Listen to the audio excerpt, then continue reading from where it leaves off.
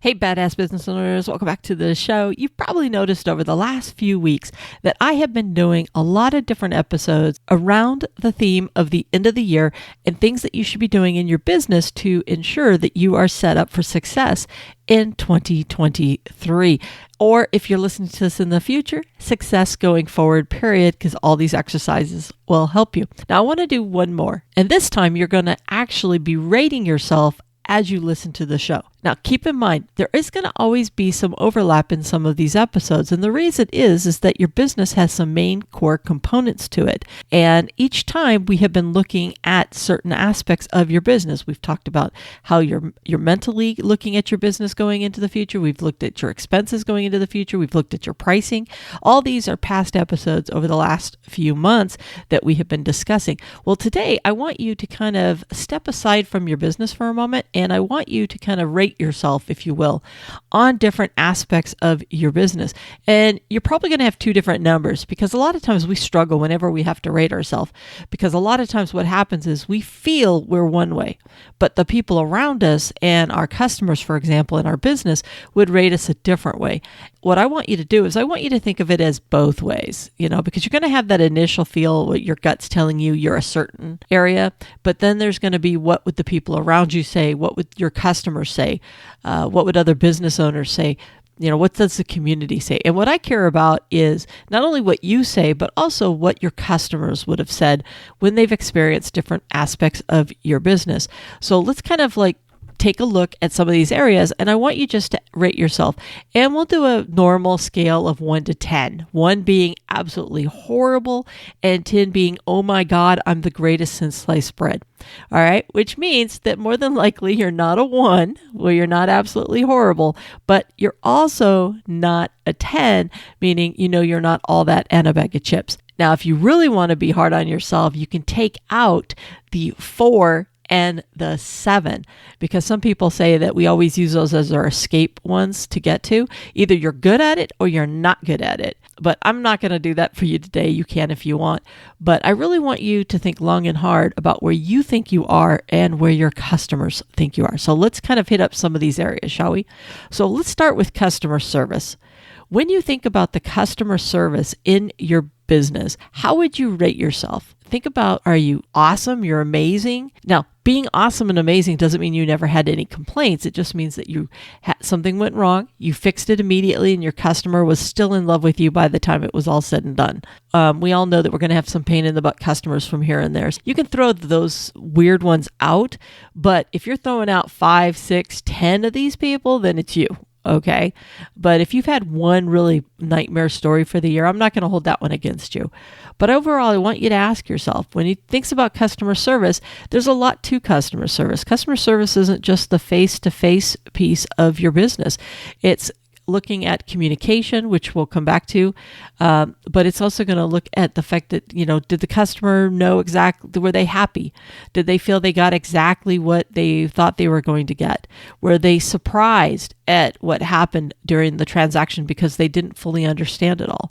Did they feel that they had a great time, that they would use you in a heartbeat, that they would turn around and they would recommend you to their mother Martha or to their friends and neighbors? How would your customer service come along? How would you rate yourself when it came to your customer service? And since you're thinking about customer service, I want you to go back to what we just said as far as communication. How was the communication in your business? You can look at communication a lot of different ways. Was the communication between you and the client really crystal clear? Did the client really understand what it is that they were getting from your business, what they were purchasing? Or were there some hiccups along the way? Have you noticed that your customers don't always quite understand what it is that they're getting? Could you peel that back? Could you better how can you improve that? Do you need to put something in your contract because you kept noticing that people kept thinking the scope of the work was going to be bigger than what it is? I actually talked to quite a few people last year that realized they needed to go back and either add a contract or add to their contract because people kept thinking that they were going to be getting more than what it is they originally contracted for. So ask yourself, communication. How was your email process? Did you get back to people right away? How was answering the phones or getting back to people? Think of communication more than just talking to somebody. Communication is, did you stay in touch with people? Very few of us can ever rate ourselves extremely high in this particular category because there's always somewhere for improvement in our business. So how was your business's communication? Now, with that said, how was the quality of the work that you've done? Would you say that it was high quality all the time? Would you say that sometimes you kind of cut some corners and probably shouldn't have? Would you say that the quality suffered because you couldn't get the materials that you needed to get? Some people, that's the case. What was the quality of the work? Did they get 100% of what it is that you promised and committed them to? Or look internally. Was the quality of the work not the best because you just weren't into it? You were going through the motions and your passion wasn't there. So you did the bare minimum you needed to do to get by. That also impacts your quality of work. So think about the quality of work. How would you rate it? And then how would your clients rate it? Sometimes in quality of work, your customers might go, oh, great, this is awesome. This is exactly what I wanted. But deep down inside, you know that you could have done better. But because of that, maybe speed, way you had to get things done, or maybe your just general attitude, it could be better. And you want to say, hey, I know I've got room to improve in this particular area.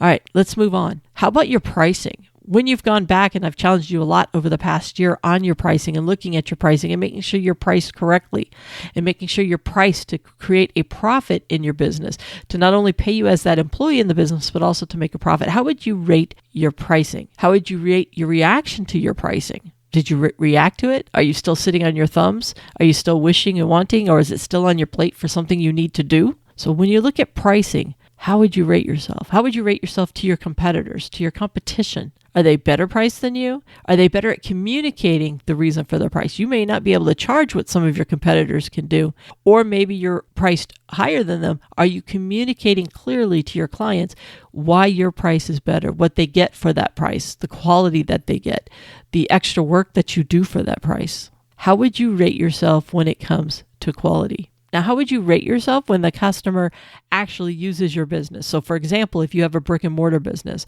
what would they say when they pulled up to your business? What would they say when they went into your business? Would they say it's clean, friendly? Would they say that things made sense to them? Would they say that they could do the shopping there? Could they say that the people there were great? Overall, what would they say about your business if you're a brick and mortar? And if you went to their house, okay, if you took your business to them, what would they say about how you showed up? Or if you had any employees, how would they show up? Would they say they were clean, that they wanted to let you into their house? Would they say that the truck or the vehicle that you used, that it was professional? Or would they say that, oh, wow, yeah, you can tell this person's just getting their business started, and or this person doesn't care about the quality of their truck or their vehicle? Not saying it has to be perfect. I'm just saying, what is the impression that you're leaving the customers? When they first see you, when they first roll up on your business or you roll up at their house, what are they saying? How would they rate you? How would you rate yourself? Think about it. All these ratings that we're doing is just ways for you to take another look at your business, to look for opportunities that you can improve for the coming year. Even if you would rate yourself a 6, I'm not saying what does it take for you to get to a 10, but if you could take your business from a 6 to an 8, that would make a huge difference in your business on how people viewed your business and how people used your business, and more importantly, how much money you were able to make in your business. So speaking of how to make money in your business, or how much money, how would you rate when it came to your business numbers, your understanding of your business numbers? Were you better than you were the year before? Maybe you'd rate yourself a 6 today, but last year you were a 4 or even a 2. That's awesome. That's amazing. Normally you wouldn't think that a 6 would be great, but a 6 is awesome if in the past you were a 2 or a 4. So think about that when you think about your business numbers. How about looking at your profit and loss statement? Maybe now you know what that is, whereas before you didn't know what it is. Or maybe now you've dove into that sucker so well that you've made more profit than you've ever made in your business because you're paying attention to your numbers. So when it comes to knowing your business numbers and really trying to learn those business numbers and then to read them and to study them and look for opportunities, how would you rate yourself on that scale of 1 to 10? Business numbers are huge. I'm going to tell you that. It is the key to unlocking the profits in your business. That's why I have that course. That's why I have all these videos over on YouTube. It's to help you understand your business numbers. All right, let's take a look at a couple other areas of your business. For some of you, you have employees. How would you rate your employees? Now, your employees, you can look at a couple different ways. If you have employees, how about your hiring process? How was that going? Did you have constant turnover? How would you rate yourself on keeping the people that you finally find? Was it them? Was it you? Was it the market? There's a lot of things to blame. But at the end of the day, people leave you for a reason. And by the way, they don't leave you just because of money. They might tell you it's the money, but they can make money everywhere. And obviously, you're probably paying them good for what it is that they do for you. But why are they leaving? They're leaving because something was lacking. Maybe you changed. Maybe what you told them the job was now isn't what the job ended up being later. Maybe you changed the rules on them mid-game. Maybe you let them get away with stuff for so long, and then all of a sudden you started cracking down, you changed the rules of the game. Even though you were trying to make them more professional, you still changed the rules of the game if you allowed them to get away with it for a long time. How about onboarding? Did you train them properly? Did you make sure that they learned how to do the job that they needed to do? Did they have the tools and the resources that they needed to be successful at what it is that they did? Once again, did you change what it is you expected out of them? How about growth opportunities within your business? Now, that's really hard in small businesses, but really when we talk about growth opportunities, a lot of times what they want is they just want to be able to take on more responsibility. They want to know that they don't have to be babysat by you, that you trust them with the decisions that they're making within your business. So think about your people, and also don't forget, tie them over into the customer service side. You obviously might give the best customer service in your business, but did they rise up to the same level of expectations that you have of them? Or did you kind of put up with them? Maybe their customer service wasn't that great, but they were good at what it is that they do. That's a bad thing, by the way. Just because they're good at something doesn't mean you should put up with their lousy customer service. Or vice versa. Maybe they have fantastic customer service, but the quality of the jobs meant you had to keep going out there to fix them. That's also bad.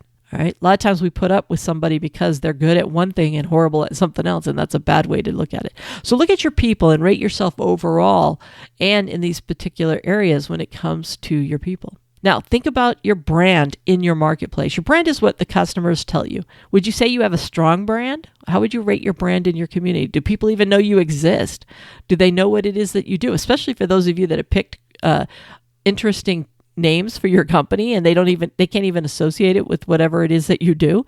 If somebody was to know your brand, would they even know that's what you offer? Were you crystal clear on what it is that you do for people? Did you focus on your ideal customer? Does your ideal customer even know you exist? Were you chasing everybody under the sun last year? What was your brand? What would people say about your business? Would they say really positive things? Would they brag about you to other people? Questions you want to ask yourself. Think about your marketing. All right. Once you got a solid brand, let's think about the marketing. Some of you never have to market. All your marketing is because of word of mouth and people love you. That's fantastic. That's the best type of marketing that you could have as long as you continue to get the business that you need. What does your marketing look like? Did you drop the ball? Did you pay for stuff that you didn't need to pay for and you got no return and you just threw away thousands of dollars last year because you didn't follow up on it? You didn't hold people accountable. You didn't cut it off fast enough. Think about your overall marketing. Did you target the people that are those ideal customers, or did you just target everybody hoping somebody was going to use you? Which is a horrible way to do your marketing, by the way, because you want to focus all those dollars you spend on the people that you are trying to get. Now, granted, there is some marketing that is more about brand awareness. When you put up a sign at you sponsor a kid's team, really that's about branding and letting people know you exist. That's not going to drive people into your business, but it's going to help them remember your brand. So think about your marketing. Think about your branding. How would you rate yourself? I could go on and on with all of these different areas. And it's really important that you're constantly asking yourself and pausing and asking yourself, hey, where's my business today? It's great to do this at the end of the year as part of these exercises that we've been doing.